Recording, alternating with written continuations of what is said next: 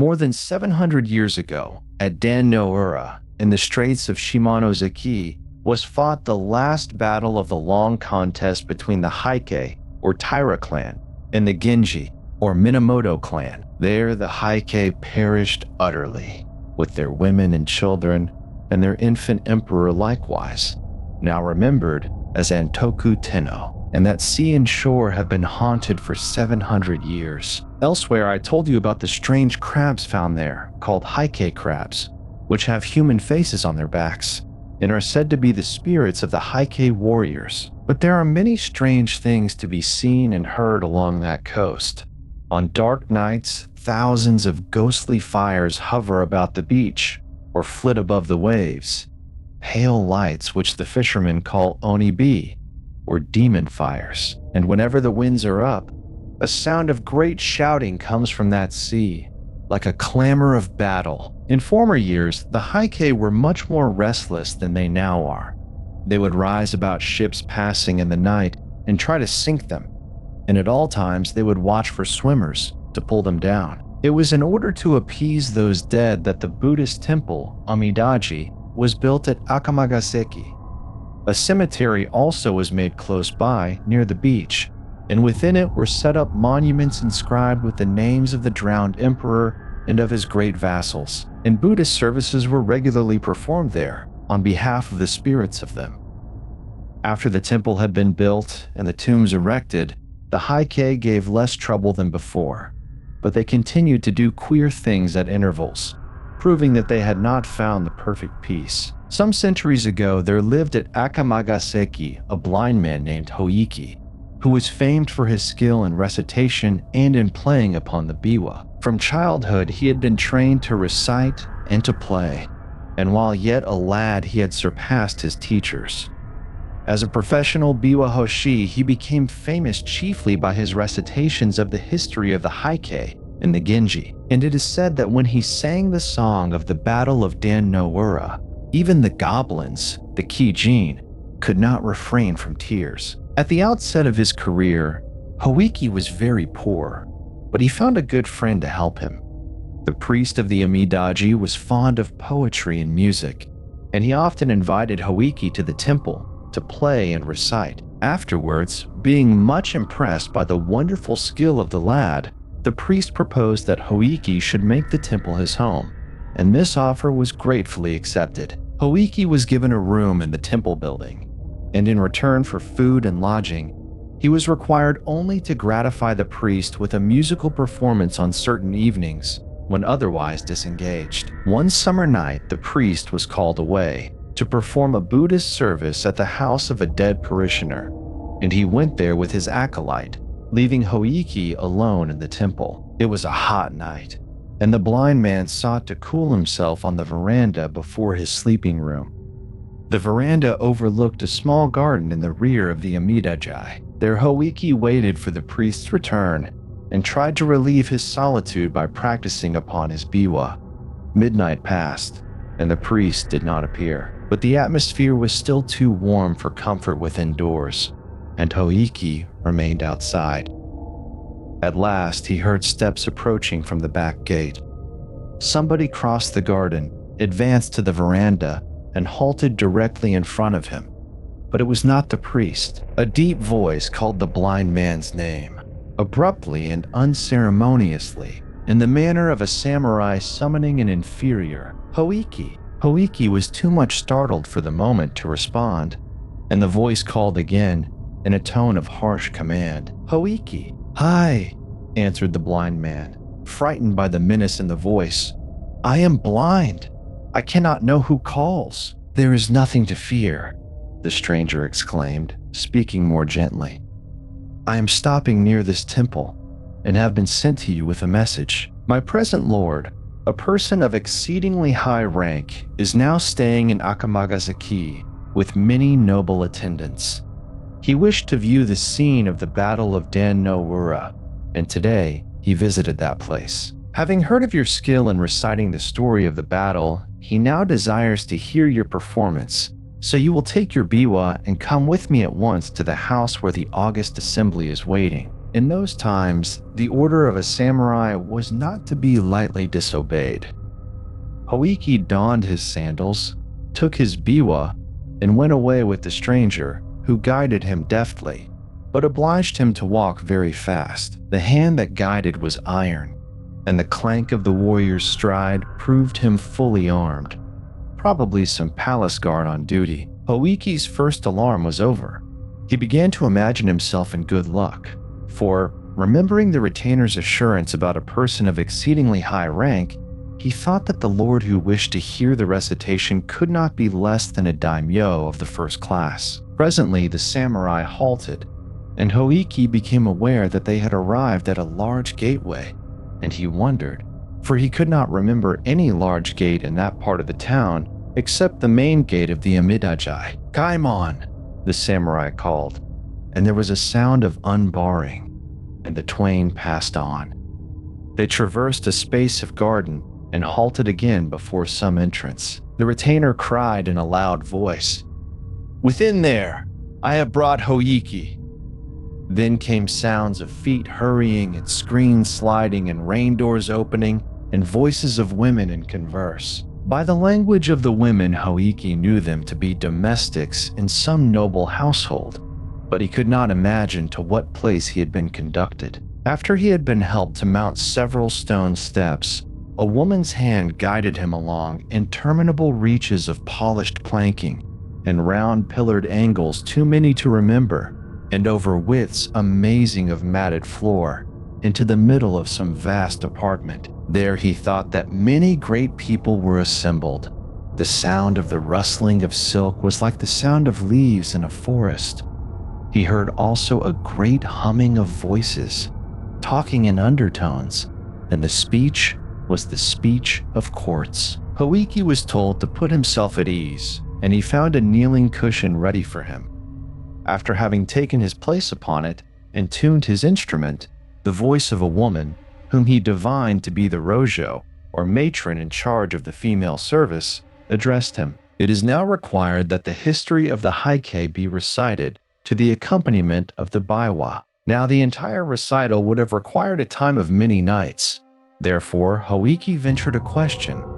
"As the whole of the story is not soon told, what portion is it augustly desired that I now recite?" The woman's voice made answer, "Recite the story of the battle at Dan-no-ura, for the pity of it is the most deep." Then Hoichi lifted up his voice and chanted the chant of the fight on the bitter sea, wonderfully making his biwa to sound like the straining of oars and the rushing of ships, the whir and the hissing of arrows, the shouting and trampling of men, the crashing of steel upon helmets, the plunging of slain in the flood. And to left and right of him, in the pauses of his playing, he could hear voices murmuring praise. How marvelous an artist! Never in our own province was playing heard like this.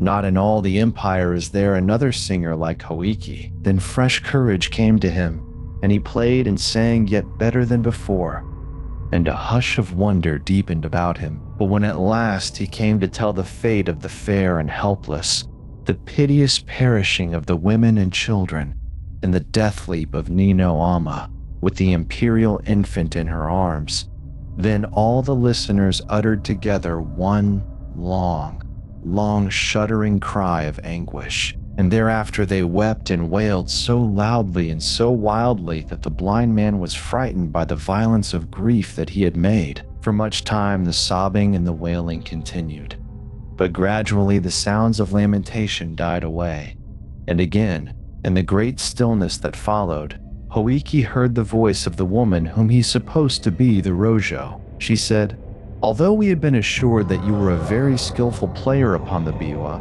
and without an equal in recitative, we did not know that anyone could be so skillful as you have proved yourself tonight. Our Lord has been pleased to say that he intends to bestow upon you a fitting reward, but he desires that you shall perform before him once every night for the next 6 nights, after which time he will probably make his August return journey. There is another matter about which I have been ordered to inform you.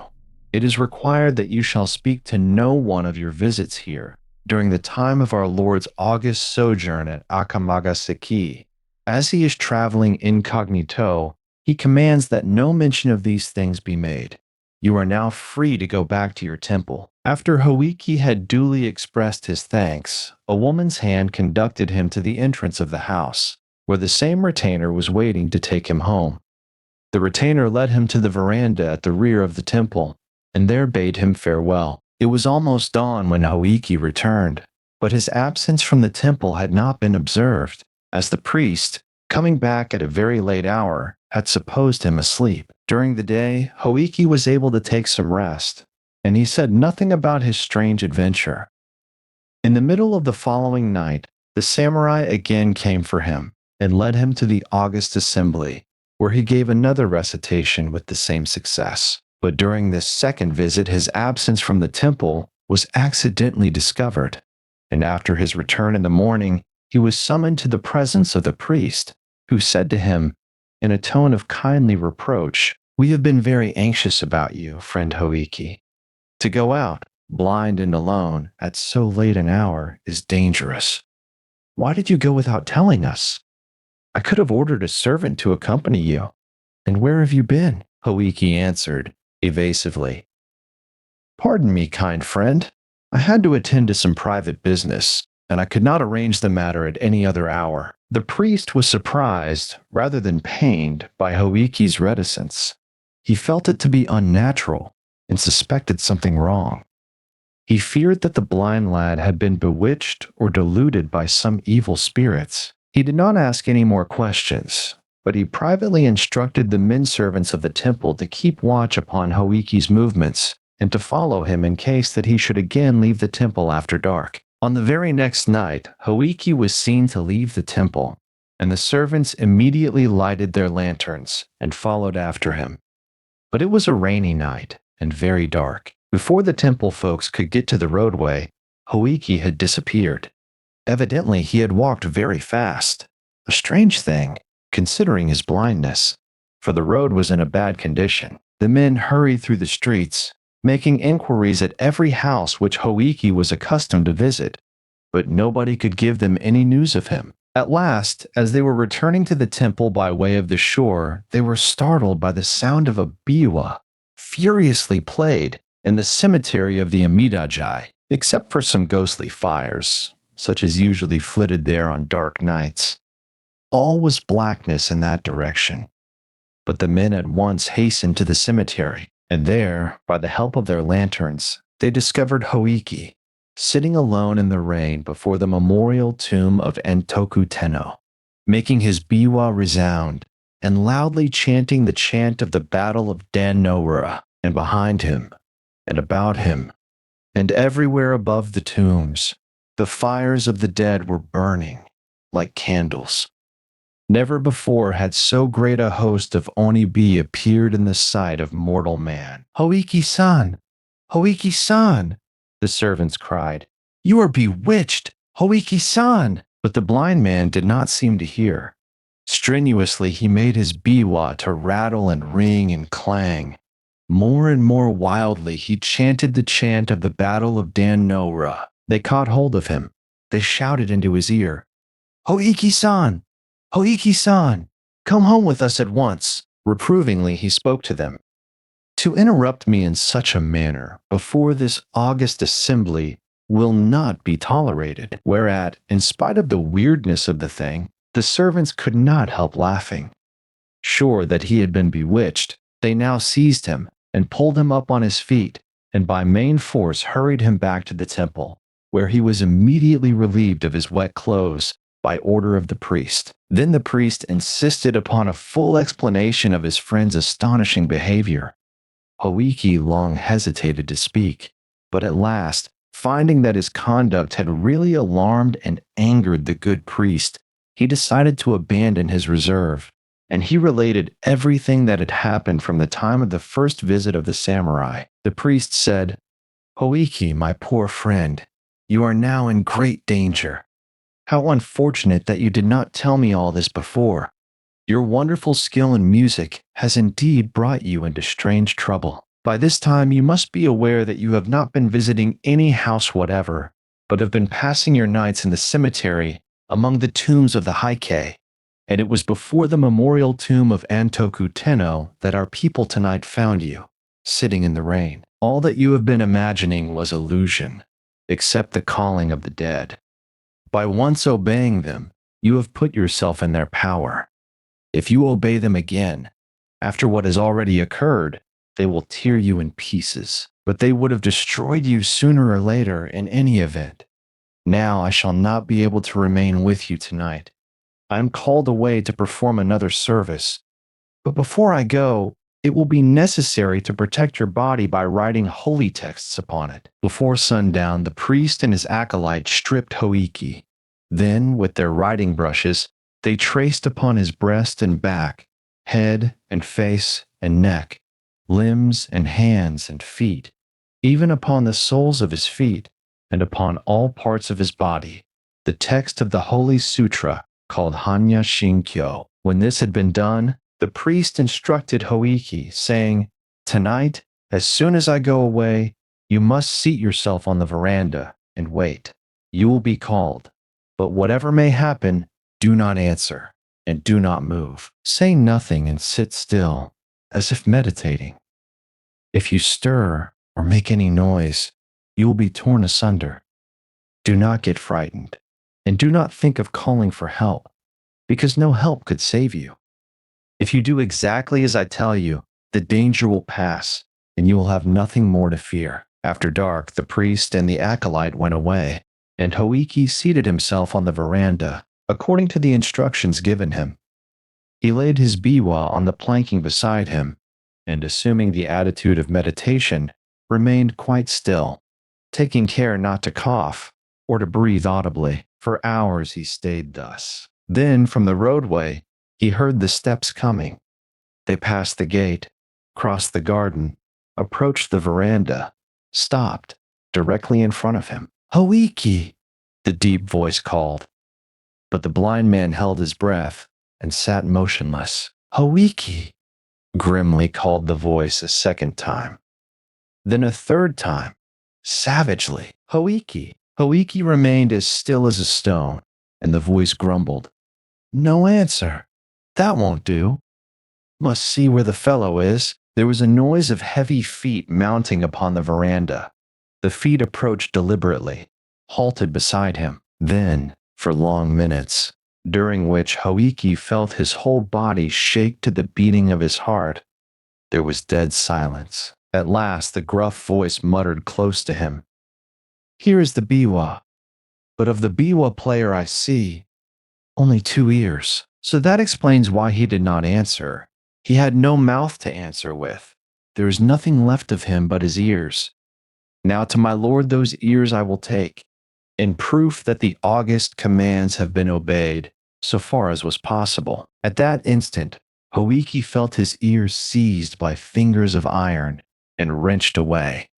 Great as the pain was, he gave no cry. The heavy footfalls receded along the veranda, descended into the garden, passed out to the roadway, ceased.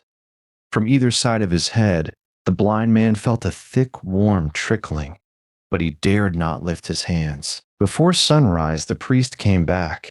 He hastened at once to the veranda in the rear, stepped and slipped upon something clammy, and uttered a cry of horror, for he saw, by the light of his lantern, that the clamminess was blood. But he perceived Hoichi sitting there, in the attitude of meditation, with the blood still oozing from his wounds. "My poor Hoichi!" cried the startled priest. "What is this? You have been hurt?" At the sound of his friend's voice, the blind man felt safe. He burst out sobbing, and tearfully told his adventure of the night. "Poor, poor Hoichi!" the priest exclaimed. "All my fault.